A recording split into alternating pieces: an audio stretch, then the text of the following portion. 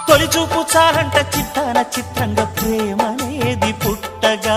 10 మంది అంటుంటే విన్నాను ఇన్నాళ్ళు నమ్మలేదు బొత్తిగా ఆ కళ్ళలో ఆ నవ్వులో మహిమ ఏమిటో ఆ కాంతిలో ఈనాడే నా